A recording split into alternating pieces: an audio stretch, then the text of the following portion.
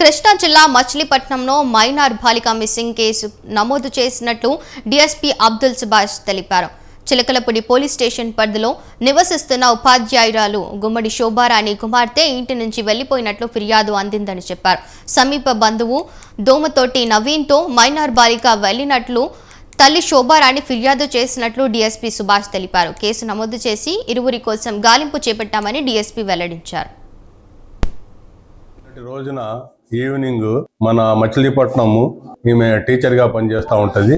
ఈమె యొక్క కూతురు ఏజ్డ్ అబౌట్ 17 ఇయర్స్ ఈమె తప్పిపోయింది, ఇంటి దగ్గర నుంచి వెళ్ళిపోయిందని మా చిలకలపూడి పోలీస్ స్టేషన్లో రిపోర్ట్ ఇవ్వటం జరిగింది.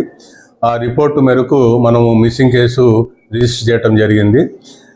ఆమె ఏంటంటే వాళ్ళ అభియోగము వాళ్ళ బంధువే దోమతోటి నవీన్తో వెళ్ళిపోయారని చెప్తా ఉన్నారు. మనము టీమ్స్ ఫామ్ చేయటం జరిగింది వాళ్ళని ట్రేస్ చేయడానికి. మ్యాక్సిమము ఈవినింగ్ లోపు వాళ్ళని మనం క్యాచ్ చేసి ఇన్వెస్టిగేషన్ ఉంది కాబట్టి యాజ్ ఫర్